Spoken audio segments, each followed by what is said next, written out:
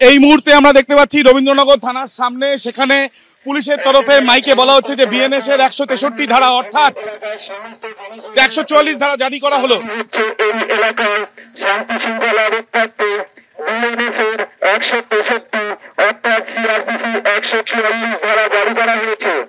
এই আইনের বিধান অনুসারে 5 জন অথবা তার বেশি ব্যক্তি এক জায়গাতে জমায়েত করা সম্পূর্ণভাবে নিষিদ্ধ। এই আদেশের অমান্যকারীদের বিরুদ্ধে যথাযথ ব্যবস্থা নেওয়া হবে। ইতিমধ্যে আমরা দেখলাম যে বিএনএস এর 163 ধারা জারি করা হয়েছে বলে রবীন্দ্রনগর থানার সামনেই পুলিশের তরফ থেকে মাইকে প্রচার করা হচ্ছে, অর্থাৎ সিআরপিসি 144 ধারা জারি করা হলো এবং 5 জনের বেশি কেউ থাকতে পারবে না, 5 জনের সেটাই কিন্তু বলা হলো এবং তাতে আইনত ব্যবস্থা নেওয়া হবে সেই ঘোষণা করা হচ্ছে পুলিশের তরফে। আরো একবার তোমাকে শোনাচ্ছি। জারি করা হয়েছে এই আইনের বিধান অনুসারে 5 জন অথবা তার বেশি ব্যক্তি এক জায়গাতে জমায়েত করা সম্পূর্ণভাবে নিষিদ্ধ। এই আদেশের অমান্যকারীদের বিরুদ্ধে যথাযথ ব্যবস্থা নেওয়া হবে।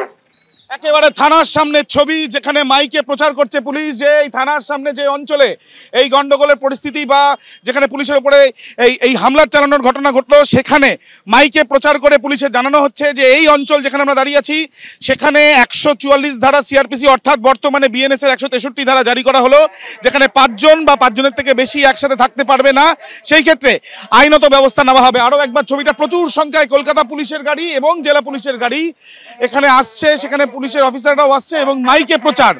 যেহেতু এই জুরিডিকশন অনুযায়ী এই জায়গাটি রবীন্দ্রনগর থানার অন্তর্গত, ডায়মন্ড হারবার পুলিশ ডিস্ট্রিক্টের অন্তর্গত, তাই সেই জায়গাতে ডায়মন্ড হারবার পুলিশ ডিস্ট্রিক্টের তরফ থেকে মাইকে প্রচার করে কিন্তু এখানে দেখা যাচ্ছে যে সিআরপিসির 144 ধারা অর্থাৎ বিএনএস এর 163 ধারা জারি করা হলো, এমনটাই পুলিশের তরফ থেকে মাইকে প্রচার করছে। সরাসরি সেই ছবি আমরা দেখছি।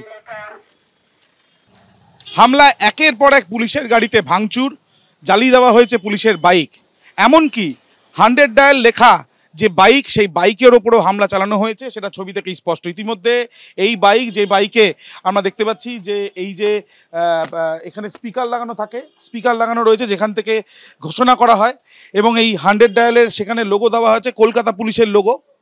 সরাসরি সেই ছবি দেখছি আমরা, পুলিশের বাইক যেটা ভাঙচুর করা হয়েছে।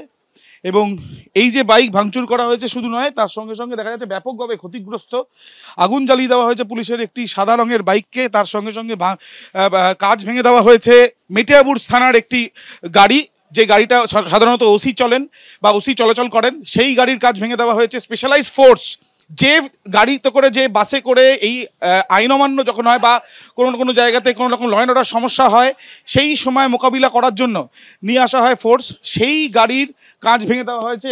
এখন সাধারণ মানুষ যে 100 ডায়ালে ফোন করে তারা যখন ফোন করেন, তখন সাধারণত তৎক্ষণাৎ যে বাইকে করে পুলিশ পৌঁছয়, সেই বাইক বা গাড়িতে করে পৌঁছানোর আগে অনেক সময় দেখা যায় যে অলিগলি অঞ্চল যেখানে, সেখানে বাইকে করে পৌঁছায়, সেখানে এই ডায়াল 100 লেখা কলকাতা পুলিশের লোগো, সেই বাইকেও ভাঙচুর করা হয়েছে, সেই ছবিটাই ধরা পড়ছে।